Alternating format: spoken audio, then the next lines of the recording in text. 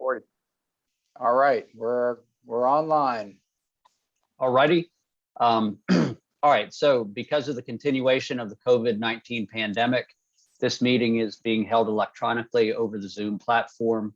It is authorized by the county's declaration of local emergency, the county's continuity of government ordinance, this authority's resolution, and Virginia Code section 2.2-3708.2 subsection A3. The public has real-time audio-visual access to this meeting over Zoom and real-time audio access over telephone. Everyone on the phone and attending via Zoom from the public is in listen-only mode. The following instructions apply to those who wish to speak during public comment. If you are listening on Zoom, please use the raise hand feature to notify the meeting facilitator. For those joining by telephone, please use *9 to indicate you would like to comment. Tell the board your full name and the magisterial district in which you reside before getting into the substance of your comment. If you don't know your magisterial district, provide a general location for your home or business. Street location or neighborhood name will suffice. Each speaker will be allowed no more than 3 minutes to comment. This meeting is being recorded and will be made available on the county's website. So with that explanation, I will ask the board members to identify themselves and to identify their general location. So let's see, Bucky Walsh. I'm Bucky Walsh. I'm in Earlysville, Virginia at my home. Waldo Jakewith. I'm here at my home in Trevor Henry. Present and at my home of residence in Elmore County. Bill Fritz. I'm here. I'm at the county office building. Let's see, Supervisor Palmer. I'm here and I'm at my home in Ivy. And Supervisor Price. And I am present and participating from my home in the woods outside of Scottsville, Virginia. All right, Mr. Chair, we have a quorum. Thank you very much, Mr. Deloria. With a quorum in place, I'll call this meeting to order. The next order of business is to approve the agenda. I trust everyone received a copy. Are there any changes or modifications to the agenda? Then I'll look for a motion to approve it. Thank you, Liz. Is there a second? Approved. Is there a second? I'll second it. What the heck? All those in favor say aye, raise your hand. Aye. Any opposed, say nay. Hearing none and seeing none, the agenda is approved. We have now the opportunity for brief announcements by authority members. Anyone want to say anything? Yes, Bill. I will not be at the next ABBA meeting. I have something else going on that day. So the October meeting I'm going to miss. We will have to appoint a temporary secretary to take minutes. Thank you, Bill. Anybody else? All righty. That brings us to our public comment section. As Richie let you all know just a few minutes ago, if you are a member of the public and you'd like to make a comment, please use the raise hand feature if you've got that, or *9 if you're on a phone line, and let us know that you'd like to say something. And I see we have a caller.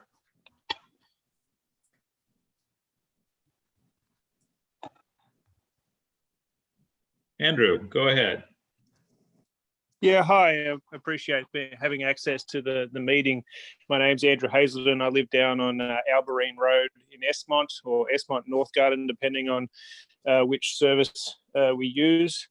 And I was just wondering if there was a place on the website, or if you have information on when the fibre internet might be coming along Albemarle Road. It seems to have gone all the way around everywhere except for Albemarle Road. We seem to be surrounded by it, but not actually on Albemarle Road. Mike, do you have anything for that? Andrew, if you can send an email to me with the exact address, we'll take it offline and let you know. I'll let you know what the plans are for Albemarle Road.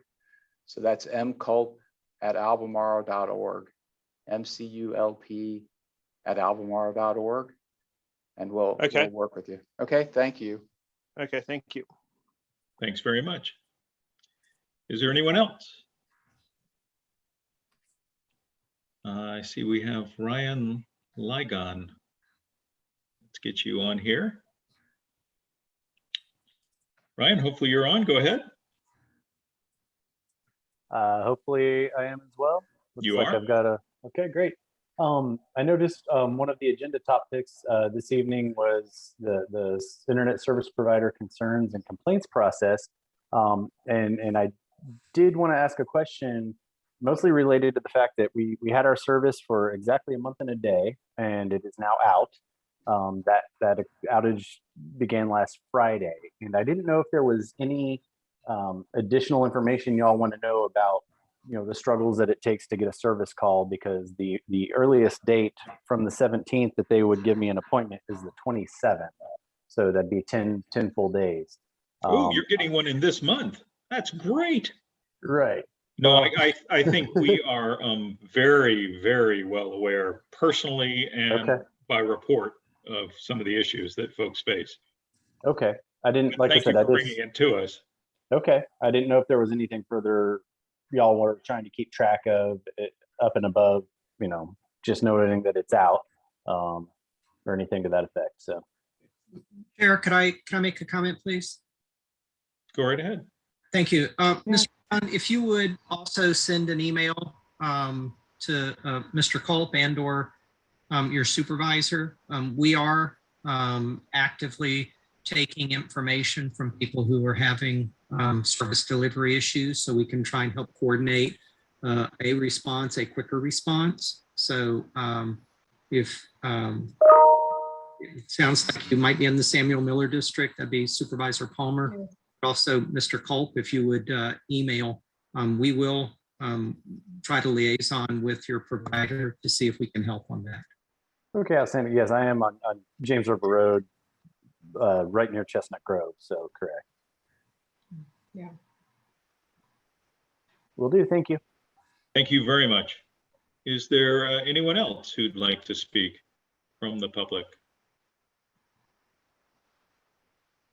Seeing no hands raised. I think we've ended this section. And we'll go on to looking at the minutes for July 28th and the minutes for August 25th. Bill has distributed these to everybody. Bill, did you get any substantive comments back? I did. I had Waldo's title incorrect, and I have fixed that. I'm sorry, I missed that in my response. Any other changes we should be aware of? No. Well, then let me move to approve these minutes. Is there a second? Second. All those in favor, say aye. Aye. Aye. Bye. Any opposed? Hearing no opposition, the minutes from the 28th of July and the 25th of August are approved. Thank you, Bill. Thank you.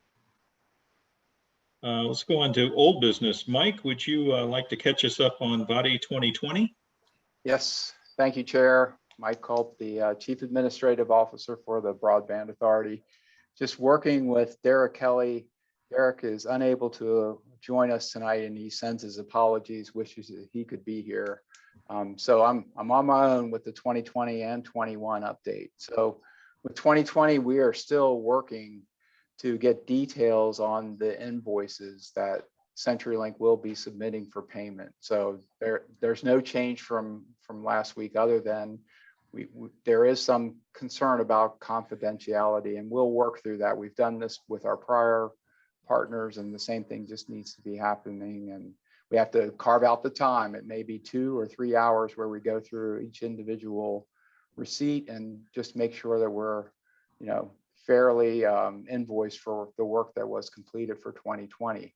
On 2020, there are still orders being taken, so that's an important aspect. We still have customers of CenturyLink who are placing orders through 2020. So that's just the fiber's there. There's just some upkeep that has to happen, and orders are still being taken. That's a constant. So just so it never ends. as far as where they go out and do more deployment to the homes themselves. Any questions on 2020? Just a comment from me, Mike. I don't want to minimize what's yet to be done on 2020. I appreciate very much that you're being a good steward of the public's money. Thank you. Any other questions?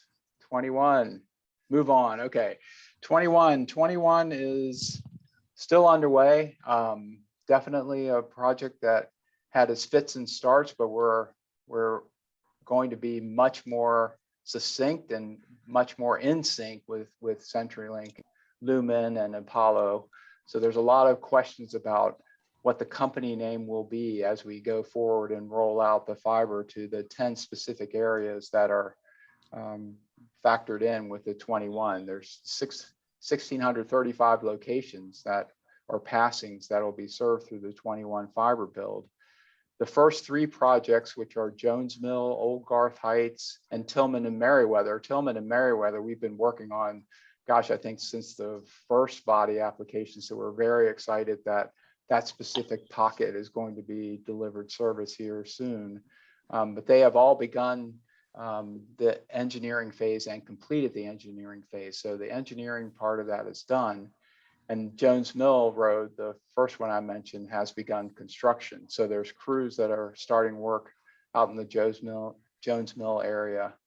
The current milestone chart is not being updated on the rest of the projects, but they all, are starting in 22, with some going all the way into December of 22.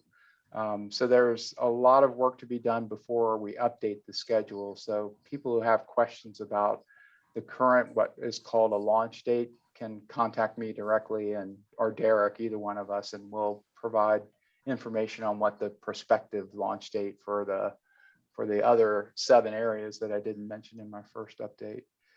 So things are moving on. My concern has been forwarded up and even put into the daily progress that I still feel there's a need for CenturyLink Lumen to provide more information on a more frequent basis about what the transition will hold for these new customers of whatever the new company is going to be named. Right now it's status quo.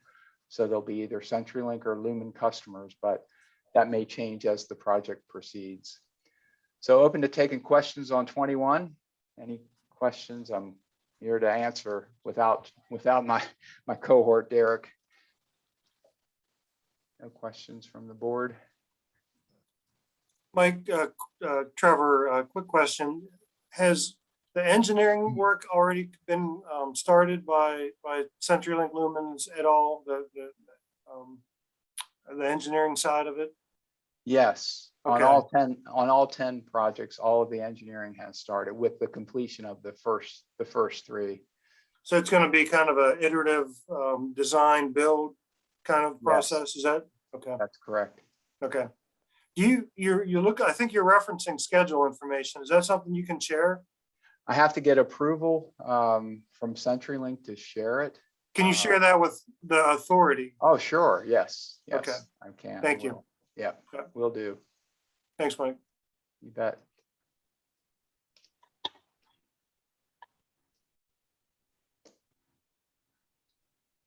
Okay. I think that's it, Mike. Take us on to 2022. Okay, I'm going to promote Gary Wood, and Galen Creekmore. And I think that's all I have from the Firefly side. So they're going to become panelists. Thank you all for joining us. I think the big news this week was the seamless submittal of the VADI 22 application. So I'm sending my thanks over to TJPDC, David Blunt and his team, as well as all the folks at Firefly. John Noreen on our side did an outstanding job getting us ready for this, and really have to thank John for all the work that he did to get that going. And then of course, the Firefly folks, Civic and everyone over there, Galen, just the organization that you showed during the setup of this was amazing.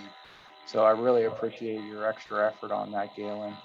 And Gary, of course, glad to have you on board. This is a big thing for the county. Universal coverage has always been our goal. And we're so happy to have the application submitted without issue. So I'll turn it over to you, Gary, and let you maybe walk the Broadband Authority on what the next steps are and give us a little bit of the highlights of what you guys have submitted to the state for approval. And I'm saying it, all it has to be is approved. So anyway, optimist over here. Thanks, Gary. All right. Very good. Can I share my screen just real quickly and just remind everybody of what the service area looks like? That'd be fine. Good. Let's. So this is the overall project that Firefly put in for the body application, and Albemarle County, you've seen before with the map, has these little holes around the D-slam areas, has carve outs where there are other body projects in body 2020 and 2021, and other served areas that has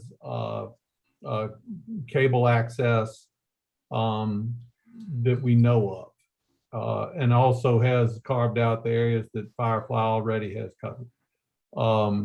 So with those other served areas, this should represent universal service throughout the county.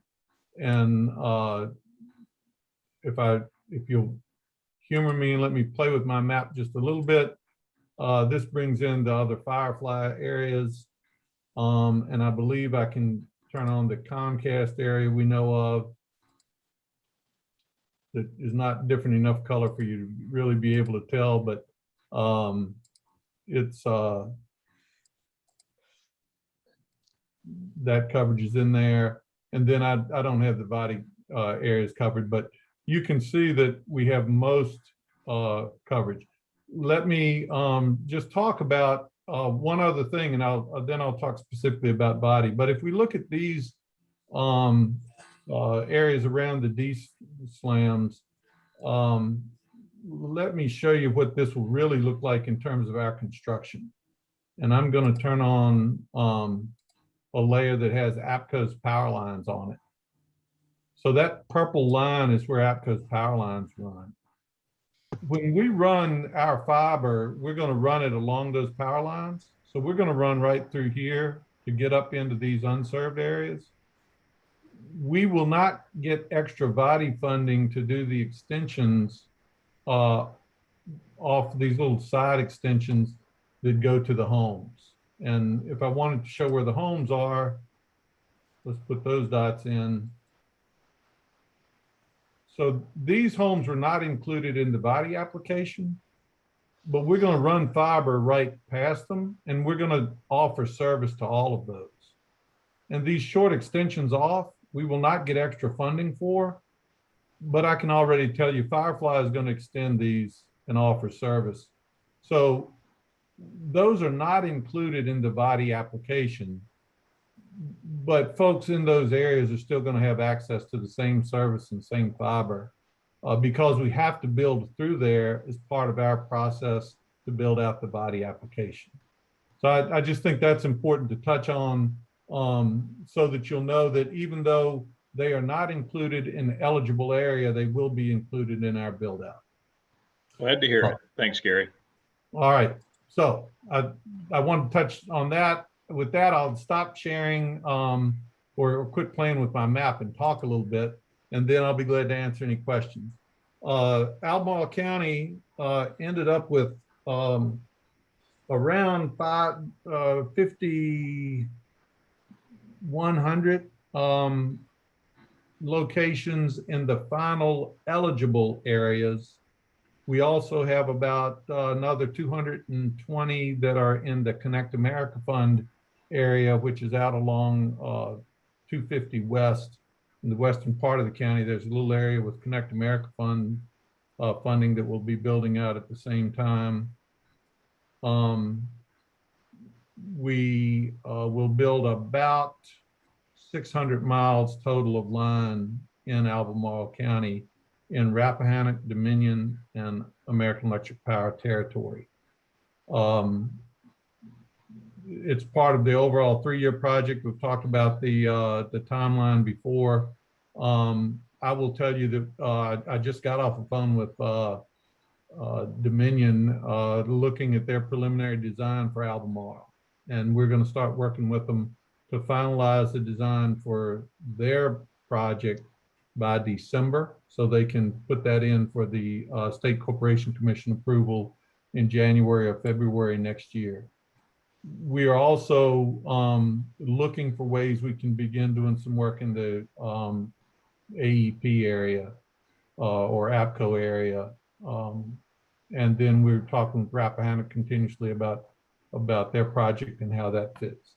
So we are underway with some level of design work. We are waiting for the challenge process to work its way through for final decisions on any changes to the map. But even if we have to change areas, unless we find that there's a large block completely out served that somehow we didn't know about, I don't anticipate anything that would have a significant change in our build out plans. I mentioned to Mike earlier, we need to get you 2 maps. One is a map of the actual light blue proposed service area for this project, but we also need to show you an overall service map of where we plan to go that includes those areas beyond the light blue, where we know that we will be running fiber into a number of these areas. So the project is in overall, and Mike heard some of these numbers last week. They received over $900 million in VATI requests for the $750 million they have. I've looked over, they had 83 or 84 applications. I've looked over some of those. There are some large applications that I think will not grade out nearly as well as ours, where people have asked for a much larger percentage of funding, a much higher per passing cost. There are several reasons that I think they will not grade as well. A lot of those are also individual locality projects, so they don't have the benefit of the regional nature. So I feel very comfortable with our competitive position. I still feel very good that we'll have a good score and have an opportunity to have the full project funded with that 3-year period. I know that there are a few folks who have even asked for up to 5 years to build out, and I think we'll be graded ahead of those folks as well. So our team put a lot of work into this. We think we've got a really good overall project, and we think in Albemarle County, we have a good plan to reach that universal service goal that the county has had and worked so hard at for several years. And I appreciate all the support Mike gave us throughout this process. He was very helpful in a number of ways in helping make sure we had things covered. He and John with the mapping and providing that information, but Mike with some other suggestions. Of course, he has a great record with the grants at the VATI program. So anytime we can get some of his thoughts and brainstorms, we appreciate it on the application. But that's just a real high level, quick look. I'll be glad to answer any questions about it. And I'll be glad to turn off my map if it's easier just talking, look at each other. Gary, let me add, I took a minute, well, more than a minute, quite a few minutes today to take a quick look at the other applications. And it left me very impressed with the application that the TJPDC had put in with Firefly's backing and the backing of all the counties. I feel like we're in a very good position. Can't count my chickens till they're hatched, but I still feel good about it. That's right. I feel good. I felt good throughout the process. We met with DHCD bi-weekly for the first month and a half that we were working on this, and then weekly for about the last 4 or 5 weeks. And we had some good exchanges with them to understand what they were looking for. And I think we'll score well. We have some good partnerships we brought into the project with the Monacan Indians, with Sweetbriar College, that helped as far as the regional nature. We have some unique areas that we're helping get service to. So I think there are a lot of reasons that we're going to score well. Not to mention all the letters of support. A tremendous outpouring. And Galen can talk to that a little bit. Galen, I don't even, how many did we end up with? Maybe Galen can talk. He's still not on Firefly. All right. Neither are we. So we'd like to be, though. There you go. But yes, we had a tremendous level of support. The Rosenwald School letter and the unique nature of that opportunity in Northwest County is those types of things we think strengthen our application that was already a good application in terms of the cost benefit. And so I think we're going to pick up a lot of those extra points to with digital literacy, digital equity, and just really a holistic approach looking all the way across the application to maximize our point score. I'm happy with it. And by the way, Dennis would be here today talking, except he took a week of vacation once we finished it. So he's gone. This is not a small consideration, I wouldn't think, at least in the eyes of DHCD, but looking over the other applications, your pricing program is very competitive to other folks, which really helps on the equity side of things. Yeah, DHCD is familiar with Firefly, and that helps because we do get things built, we get them put in place, and we keep our prices very competitive so that folks can have a better chance of being able to reach that. Being part of the EBB program is helpful again with that, and we'll continue that, and whatever program comes out of this next, hopefully the infrastructure round will have a permanent program like that that'll support folks who need a little assistance to get internet service. Are there any other questions for Gary?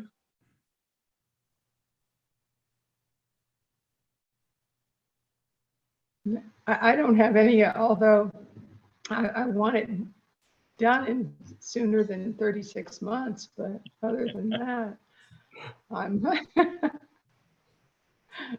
I will assure you, we use 36 months because when you look across this entire area, it's a big project. It'll take 36 months, but we're going to get to work very soon in Albemarle County.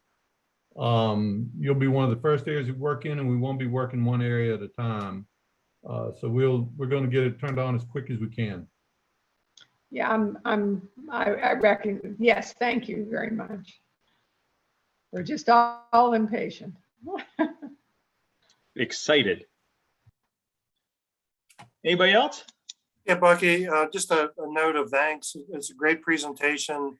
Thanks for the clarity on kind of how the runs will work and really the additional opportunities that might be picked up. So really, really excited to work with CVAC and hopefully we'll hear good news from the state as soon as we can, and this will get rolling. Thank you. Yeah, I do have a question, and I'm going to butcher my question because it's not going to be clear. I read some headlines. I think one, maybe Mike sent it to us, on a lawsuit that landowner is suing Dominion over, or maybe the state, over this agreement to the new state law that allows Dominion to not have to pay people for the easements. Can If they're running anybody fiber, comment yeah. on that? Gary, have you been following that? Yes, ma'am. Following it very close. They're actually suing Rappahannock Electric, Okay. who will be a partner with us. And it's an interesting suit. There's a lot of legal theory, like a lot of suits behind it on both sides. And we are following it. Rappahannock has made the decision based on that suit to pursue a new easement for every property that the fiber on their system will be placed in. So that's a process that will add some to the timeline and add some to the cost, and we've built that in. Dominion had already decided to pursue an easement for every property they cross with their project. So they'll continue doing that unless things change. There's ongoing discussion among electric co-ops on how we can assure that we can do this on a timely basis. Because when you go to get easements from every property owner, we're trying to build it 20 miles per week. Typically, we'll go past 10 to 12 homeowners per mile. So that's 200 easements you have to acquire per week. And identifying the proper owners, getting the proper paperwork back, signed in the proper place and notarized, and then filed with the courthouse every week for a while, it can add some complications. So that's why this bill was put in that gave us the authorization to place an additional fiber on any existing overhead pole. There are similar laws that are in place in about 20 other states. As far as I know, this is the first one that has been filed in federal court regarding the constitutionality of it. There are people who think that it may be deemed unconstitutional. That's why they're suing. There are people who think that that the legislation be upheld. We will be prepared if it changes. Then on the other properties beyond Rappahannock and Dominion, we'll certainly look at getting easements. Presently, we contact people about 3 different times during the construction process. And if anyone expresses a concern about having fiber on their property, we pull back and go around them. That has happened twice in the 3,000 miles we've built so far on the Central Virginia electric system. We do not feel we need an extra easement there. We feel like we're covered with the present rights we have, but we still don't force ourselves onto properties if people don't want us there. So I think it's something to watch for. It's something that we pay attention to. There's such a demand and such a need that very few people are really pushing back on having an extra fiber on an existing pole.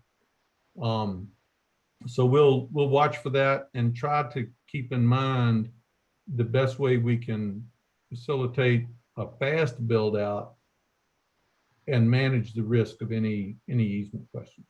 So that sounds like a nightmare to me. Dominion has buried a lot of their lines in Albemarle County now also. So I guess they kept a lot of their poles because CenturyLink is on their poles.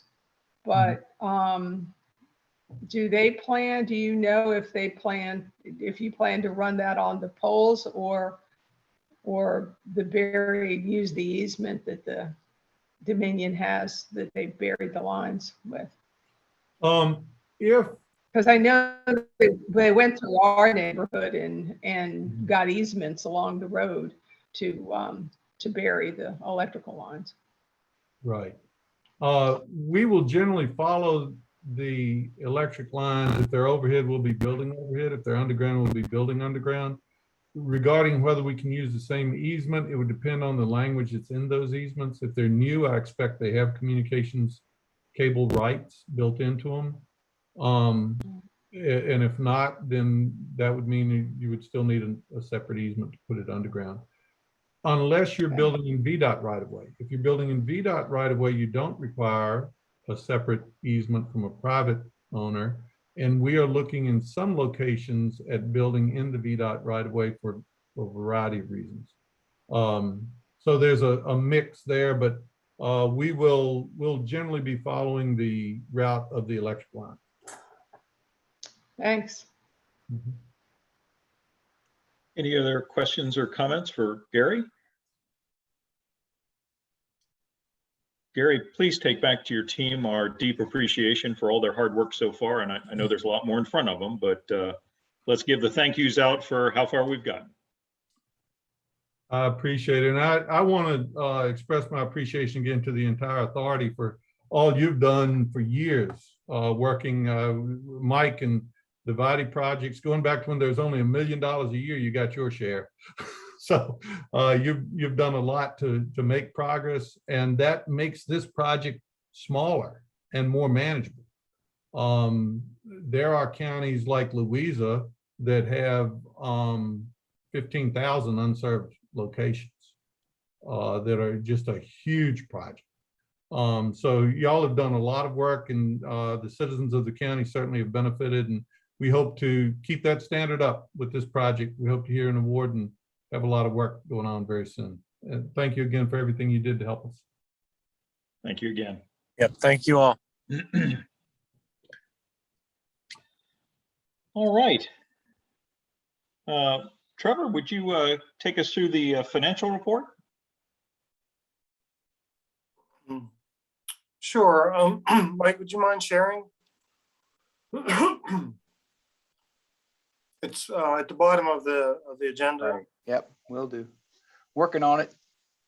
And we do have an update. How does that look? Looks great, Mike. Can Okay. you scroll down? There it is. There Yeah, it is. so Mike kind of hit the with the Vadi 2020 update, payment still in process. That is also kind of tied in with some of the analytics that are happening right now. So no change in that, but you know that will proceed once released. You can see the commitment for the current 2021 project. What's changed is the appropriation and the transfer of the $4.5 million from the action the board took in August. And how we're reflecting that is Vadi 2022, the current commitment, $4.368 million, which would be the county's share of that overall program and project if awarded. And then it does leave us with a balance. And so I think that balance is good to have. It may give us some opportunities to do a few different things. And it gives us some flexibility with the 2022 project if you know if there's additional work we need to do there. So any questions on the report out? Looks good. Thanks, Trevor. Okay, thanks, Mike. You got it. All right, that'll take us on to new business.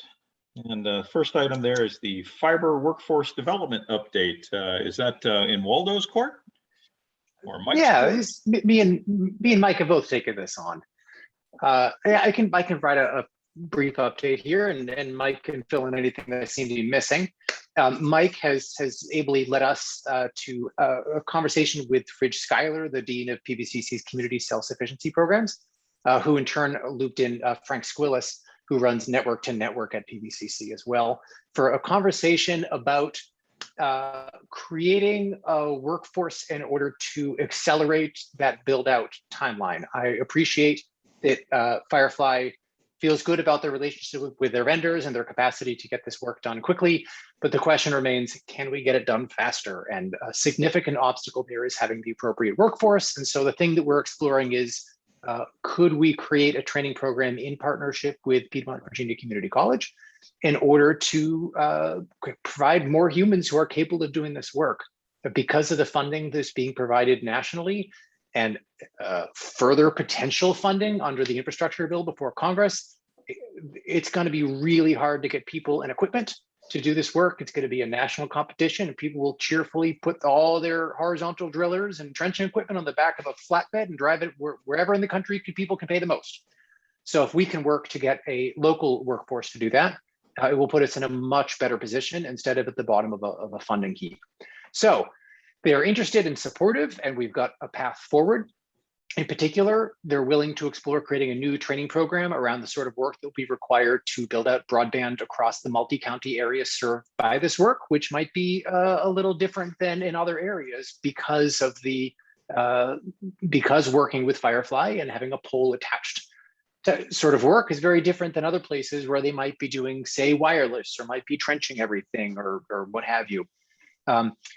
Ridge Schuyler in particular emphasized that they do not train people for hypothetical jobs. They work in partnership with employers who are actively seeking to hire people with specific skill sets and then work with those employers to train to their job requirements. The other valuable point he made is that it would be worth talking to the Department of Labor's Employment and Training Administration, which has lots of funding. It's what ETA does, is unemployment insurance and training for hiring, for doing exactly this, for job training, to train for skills. So that's also something further to be explored. I'll just say, as a bit of editorializing, I feel great about the conversation that we've had so far, and I am personally enthusiastic about the possibility of a relationship with the Piedmont Virginia Community College to solve this problem, as they're clearly more than capable of being the partners that we would need in order to help advance this. Mike, what did I miss? That's great. That's a great update. You know, we know we're, as a Commonwealth, it's great that we had so much money put forward to the body program, and there's going to be a lot of competition for that skilled labor force as well as all the equipment. And Gary Wood is well aware of this. He's going to be a participant and have some great ideas about how we can work together with PVCC and others to build up that workforce. So I think we're on a great path here. It is an urgent need. So that's something that we'll be concentrating more time on, and look forward to meeting with CVIC and PVCC and also Albemarle County Public Schools. There is a potential that even, you know, taking seniors or juniors and getting them ready for this type of activity is something we should work on as well. So it's a great initiative. Thanks for bringing it up, Liz. It definitely is something that the Commonwealth needs to work on. So we're getting there. Thank you, guys. Thank you both for the follow-up. It sounds exciting. So, any other questions or comments? Then 7B, Internet Service Provider Concerns and Complaints Process. Mike? Yes, I didn't want to make a presentation, although Jason did a great job. I think we should push this over to another meeting. It's a presentation that I will share with the Broadband Authority to get everybody up to date. And Supervisor Price had brought this forward as a genuine need. Just in a nutshell, we've developed a white paper, and the presentation is a partner to that. It sort of summarizes everything that's in the white paper. But the critical need is continued support from the community to give us the information that I think it was Mr. Legon gave us information. He's willing to give us information, and we're tracking that. So Jason and I are doing a job here that takes all of the customer complaints and putting them into a data process that allows us to present the information to the FCC. So anything that we present to the FCC needs to be backed with information that's been analyzed and summarized so that they can begin to take action if necessary. So it's important that we do a good job on developing that data. That's the first part, you know, making sure that we're working to avoid the problems in the future. And one of the ways is just to work with our partners and make sure that they're adhering to good customer service standards, as well as being rapid in their fixes of outages. So a lot of outages occur because of things we can't control, but getting people up and running again should be a high priority. So we're working in that direction. The other thing that we're doing is on the mitigation side, you know, working on ways that, you know, now until we have lots of competition, until we have resiliency where community members have a choice, you know, they can have one or more service providers so that if one fails, they have an automatic backup. We're providing things like wireless access in our parking lots so that people can go and gain access if they need close to their homes rather than having to drive a far piece to get to where they can get connected. So that's something that's powerfully working, and we've got some opportunities to better promote that. So that's one of the mitigation strategies. The other is to think about ways that we can make future network engineering more resilient. So ways that we can work with the providers and make sure that as they develop their engineering plans, they're considering, what the resiliency is. If there's a cut in one section of the county, it shouldn't impact the entire section. It should be isolated with a rerouting. So some sort of way to get that traffic back online. We're definitely working in that direction. And there's been a lot of discussion about, where is the county headed with wireless service, because obviously that is the primary backup for most people in the development areas. If the landline access goes down, most people in the development areas have access to some sort of wireless solution. We'd like to make sure that our rural customers, rural community members also have that same type of opportunity, but it doesn't necessarily have to be wireless. So it's something that we're looking forward to. This will be a long process, but I think in a future meeting, we'll have a much more thorough update, and I'll share the PowerPoint so that everyone gets an idea of where we're headed with this. So thank you, Chair. Mike, we'll look forward to your future update. Let me encourage you as you think about capturing data to provide to the FCC, something that's a personal pain point that we've heard reported a number of times, and that is missed service calls. Yeah. So you waited the 2 weeks or 3 weeks or however long it was for someone to come out, and then they don't come that day. They come the next day or 2 days later. And if you've taken off of work, there's an actual economic cost there. Right. Any other comments? I'm curious, when you, Mike, when you're talking about wireless backup in the rural areas, what are you doing with respect to that? I'm a little confused on where you're going with that and what your place in that is. Good question, Supervisor Palmer. I think I may have misspoke. It's really not a viable option at this present time, other than Starlink as a backup. So our goal will be somehow to build competition in the rural areas so that people in the rural areas have a opportunity to tie into another provider if necessary. So we don't want to leave them out, meaning if something goes wrong with the network and the network hasn't been built with resiliency, our goal is to have that resiliency already built in. In some cases, you won't be able to do that right away, but eventually coming back and making sure that it's more resilient is the goal.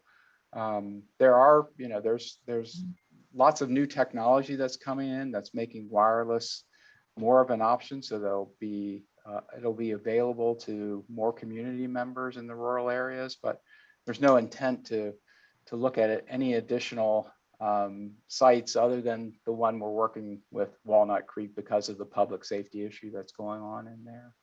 We're not saying we want to shut down any wireless service, but we also want to be respectful of the process to go through a special use permit.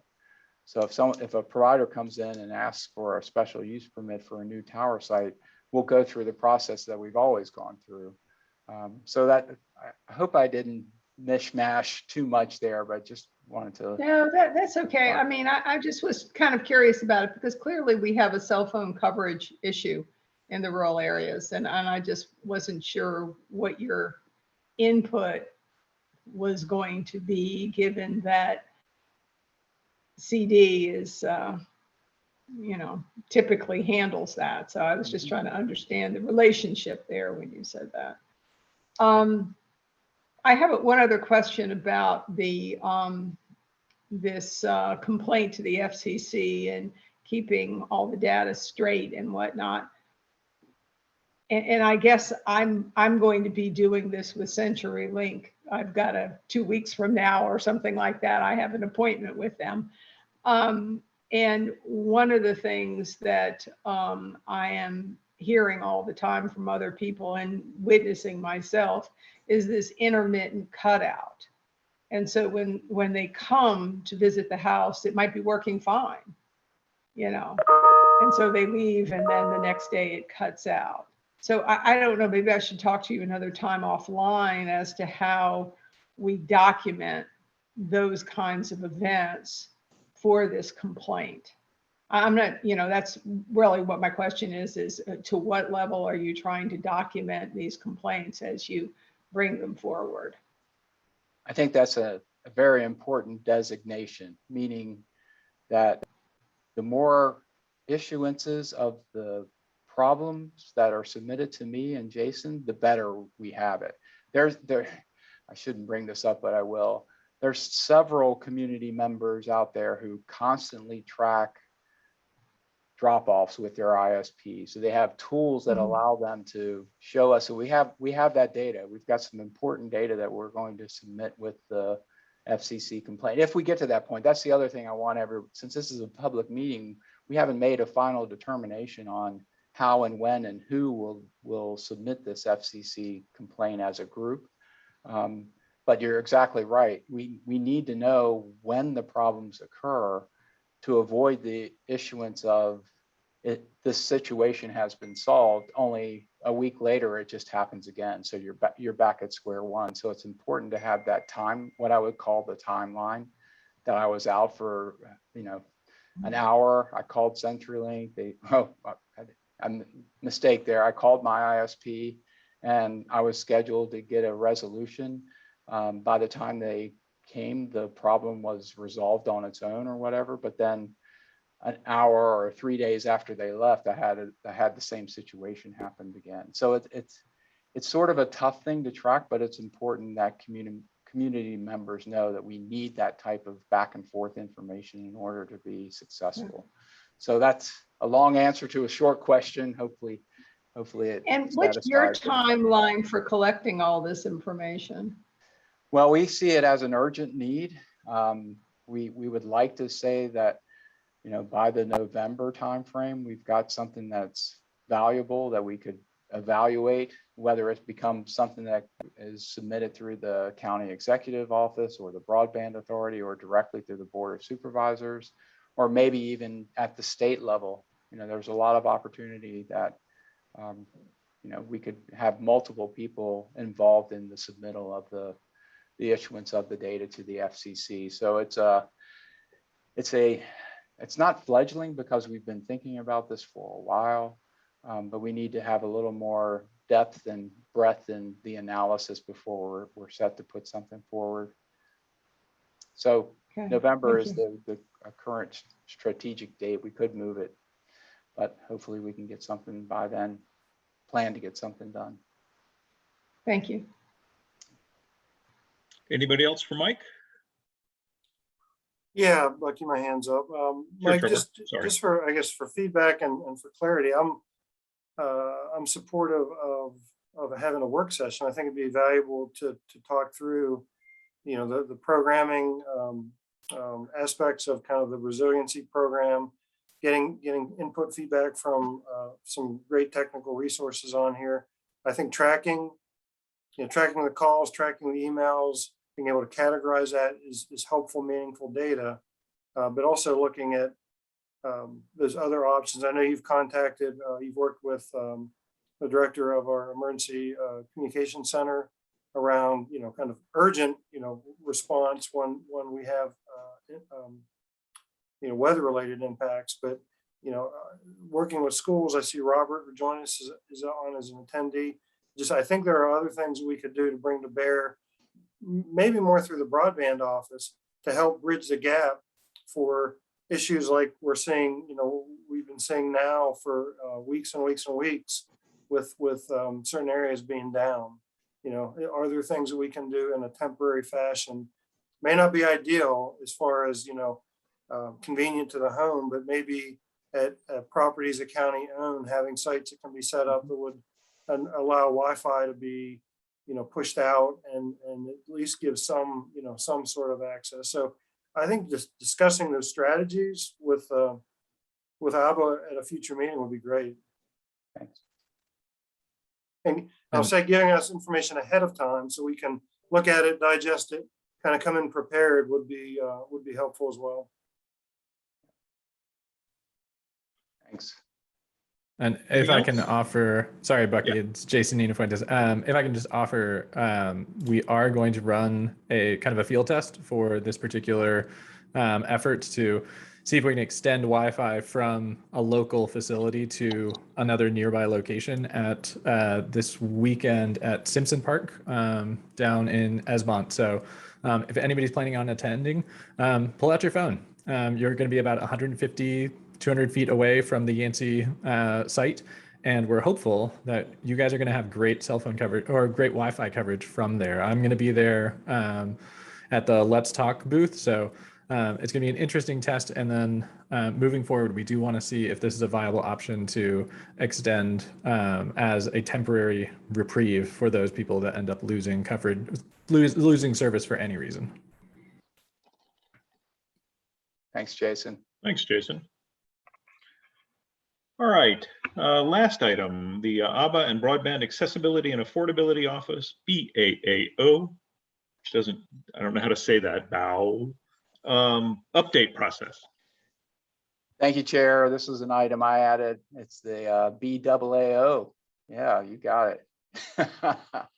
Anyway, so yeah, the Broadband Accessibility and Affordability Office is a partner to the Broadband Authority. And we're just willing to work together to have multiple updates to make sure that we're working together and giving a understanding of what's going on in the office so that the Broadband Authority doesn't feel like they're being left out of some of our work. For instance, the Simpson Park effort that came up at a moment's notice, and a lot of people may be surprised to hear about the efforts that the Broadband Office is doing to make that available to community members who attend that event on Saturday.